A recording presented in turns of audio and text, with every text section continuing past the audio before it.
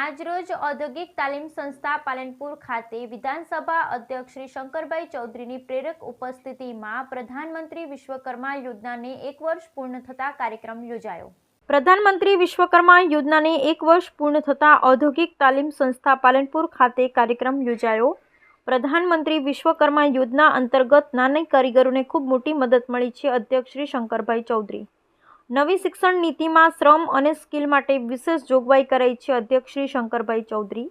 આજરોજ ઔદ્યોગિક તાલીમ સંસ્થા પાલનપુર ખાતે વિધાનસભા અધ્યક્ષ શંકરભાઈ ચૌધરીની પ્રેરક ઉપસ્થિતિમાં પ્રધાનમંત્રી વિશ્વકર્મા યોજનાને 1 વર્ષ પૂર્ણ થતા કાર્યક્રમ યોજાયો હતો। આ કાર્યક્રમમાં વિધાનસભા અધ્યક્ષ શ્રી દ્વારા કારીગરોને ચેક અને પ્રમાણપત્ર વિતરણ કરવામાં આવ્યા હતા। પ્રધાનમંત્રી વિશ્વકર્મા યોજના કાર્યક્રમમાં દેશના વડાપ્રધાન શ્રી નરેન્દ્રભાઈ મોદી મહારાષ્ટ્રના વર્ધા ખાતેથી વર્ચ્યુઅલી જોડાયા હતા।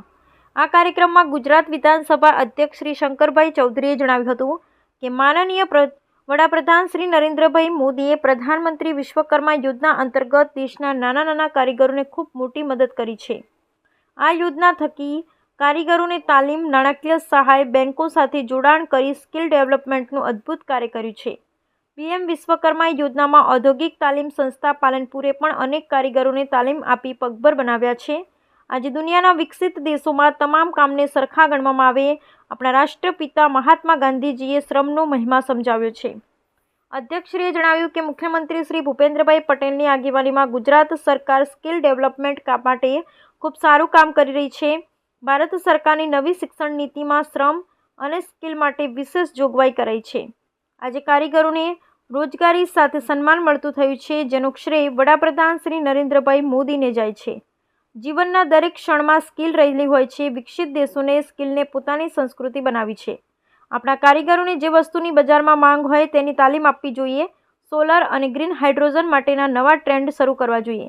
કોઈ પણ કામ નાનું હોતું નથી, પરંતુ તેને કઈ રીતે કરો છો તે અગત્યનું છે। વિકસિત ભારતના વડાપ્રધાન શ્રીના સ્વપ્નને સાકાર કરવા આપણે સાથે મળીને કામ કરવું જોઈએ। પીએમ વિશ્વકર્મા યોજનામાં 18 જેટલા કામોને આવરી લેવામાં આવ્યા છે। આ યોજના થકી કારીગરોના કૌશલ્યથી તેમનો વ્યવસાય અને જીવન ધોરણ ઊંચું આવે છે। આ યોજના થકી નાના કારીગરોને વિશેષ તાલીમ આપવામાં આવે છે। જે ઉપરાંત પીએમ વિશ્વકર્મા યોજના અંતર્ગત તાલીમ આપી આર્થિક સહાય પણ આપવામાં આવે છે। આ યોજનામાં સરકાર 3 લાખ સુધીની લોન આપે છે, જેના કારણે નાના કારીગરો નવી સ્કિલ મેળવી પોતાનો વ્યવસાય આગળ વધારી રહ્યા છે। આ કાર્યક્રમમાં ધારાસભ્ય શ્રી અનિકેતભાઈ ઠાકર, બનાસકાંઠા જિલ્લા કલેક્ટર શ્રી મિહિર પટેલ, જિલ્લા વિકાસ અધિકારી શ્રી એમ.જે. દવે, નિવાસી અધિક કલેક્ટર શ્રી સી.પી. પટેલ, પાલનપુર આઈટીઆઈ આચાર્ય શ્રી રોહિતભાઈ ચૌધરી, અધિકારીશ્રીઓ, કર્મચારીઓ સહિત મોટી સંખ્યામાં કારીગરો ઉપસ્થિત રહ્યા હતા।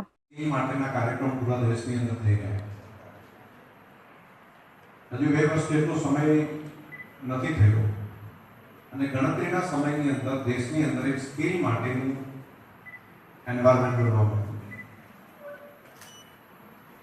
પ્રધાનમંત્રીશ્રીએ પીએમ વિશ્વકર્મા યોજના અંતર્ગત નાના માણસોને, નાના કારીગરોને મદદ કરવા માટેનું એક અદ્ભુત કામ કર્યું।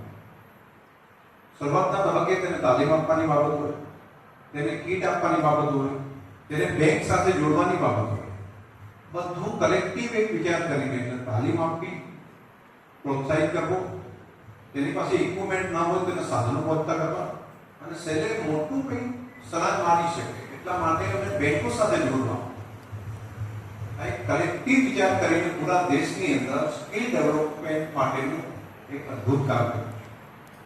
પટેલ અંશુયાબેન વિકાસકુમાર છે। હું અમીરગઢ તાલુકાના બંધગામ ગામથી આવું છું। મારી ઉંમર 35 વર્ષની છે। મેં અહીં આઈટીઆઈ